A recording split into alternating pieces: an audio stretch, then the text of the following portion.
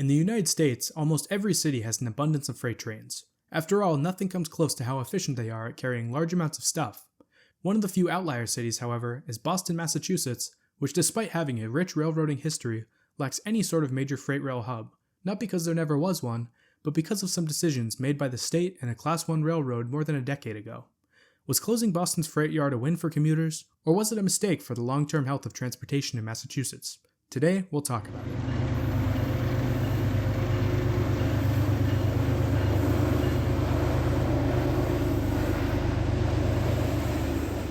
This is the Framingham-Worcester line, and it has the third highest ridership of the 12-line MBTA commuter rail system. Today it operates just as any other MBTA line does. These purple trains run on a predictable schedule, with the majority of ridership during the morning and evening rush hours.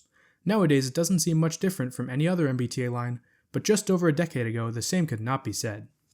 The year is 2012, and the Worcester line is in trouble.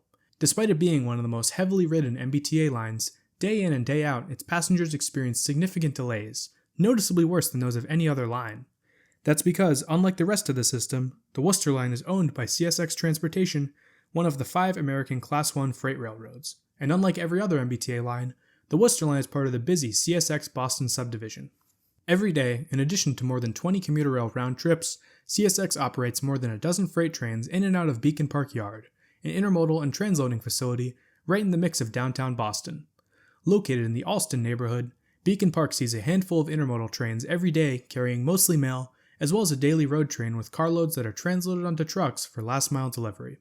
Anyway, CSX, as the owner and dispatcher of the line, naturally prioritizes its own trains, which are much longer and slower moving than their commuter counterparts, so most mornings, frustrated commuters are delayed by slow-moving freight trains that force them to run at restricted speeds and sometimes halt them altogether.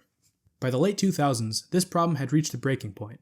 Worcester line trains were consistently the worst performing on the MBTA system, and on-time performance had reached an all-time low of 48%.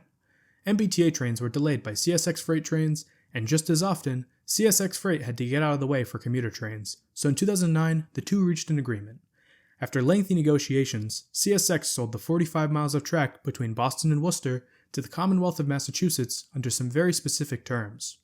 The MBTA would assume ownership and dispatching rights over the Worcester line, and CSX would close its Beacon Park Yard in Boston as long as the state kicked in some money for them to upgrade nearby infrastructure. As part of the deal, Massachusetts partially paid for CSX to move its intermodal operations 40 miles west of Beacon Park to Worcester, an existing intermodal terminal that would need to be expanded, and similarly, Beacon Park's transloading operations would be moved to an upgraded facility just under 30 miles outside of the city in Westboro. Additionally, Massachusetts partially funded clearance upgrades to allow for double-stack intermodal traffic to Worcester.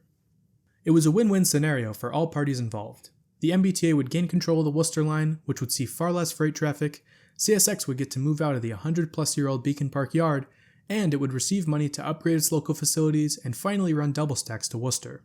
Surely there wouldn't be any unforeseen consequences, right?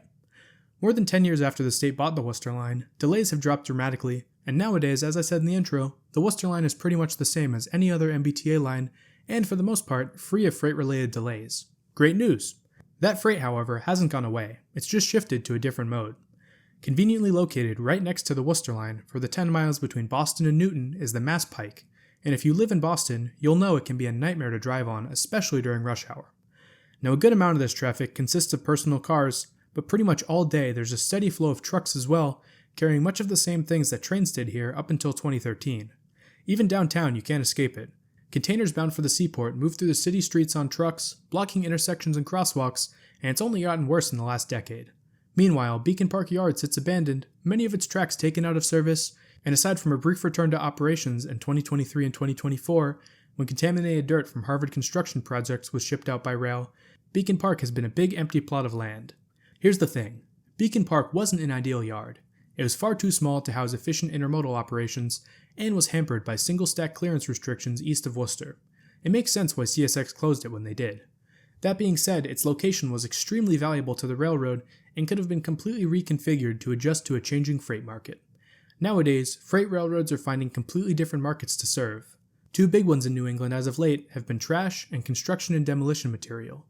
Thousands of pounds of garbage and construction debris are created every day in Boston, and there are quite a few local freight trains that haul it after it's taken out of the city by the truckload.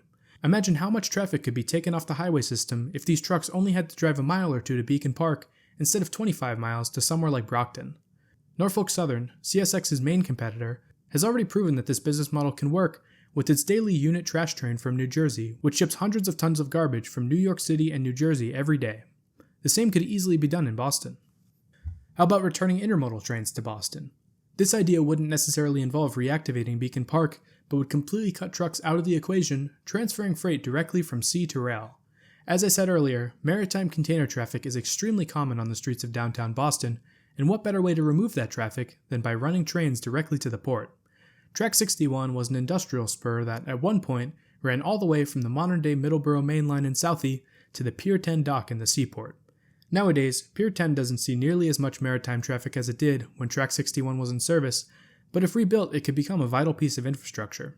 Nowadays, Track 61 sits mostly dormant, with part of it serving as a test track for MBTA Red Line cars, but with the proper investment, the largely abandoned Track 61 could be rebuilt and realigned from Pier 10 to the adjacent Conley Container Terminal, which was just recently upgraded to accommodate larger 12,000 TEU ships.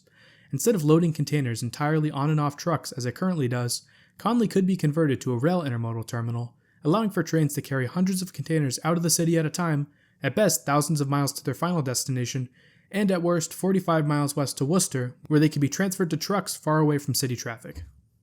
These are just a few examples of how freight could return to the city in a more modern and sustainable way that takes trucks off the road but doesn't slow down commuter trains. I think that Massachusetts made the right decision in 2013 purchasing the Worcester line, and commuters are definitely better off for it.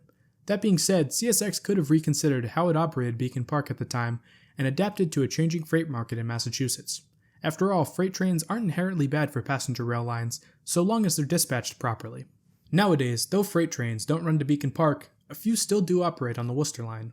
7 days a week, CSX runs a freight train from Worcester to Framingham and back, and it rarely causes delays. Why is this?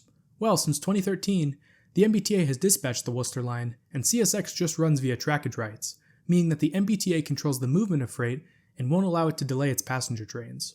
The same could be done for intermodals and trash trains, which could run in and out of the city overnight and stay relegated to their yards during the day. Contrary to popular belief, Class 1 railroads are capable of running on a schedule when they need to. Intermodal trains, such as the ones that carry UPS mail, are known to run on tight schedules, and especially if dispatched by a passenger operator, could easily stay out of the way of passengers. So, the idea that Boston couldn't have kept a few overnight freight slots without disturbing commuter rail operations doesn't quite hold up. A freight curfew, restricting freight trains to off-peak or overnight hours, could keep them out of the way of passenger trains, and on the Worcester line, where it's entirely double-tracked and proposed to be triple-tracked between Wellesley and Framingham, even if freight did run during the day, they're less likely to cause issues. Ultimately, freight trains are most likely a thing of the past in Boston. The land that once held Beacon Park will soon be taken over by a straightened Mass Pike alignment. CSX has shifted its operations westward, and as a result, trucks continue to create traffic on the state's highway systems. Still, it's not hard to wonder what could have been. Freight trains remain the most efficient and environmentally friendly way to move goods, and with proper planning and operation, they could take thousands of trucks off the roadways while steering clear of a regional passenger rail network that's in the process of expanding service.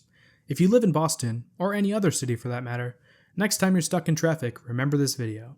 The solution to all that traffic is just a few rails away.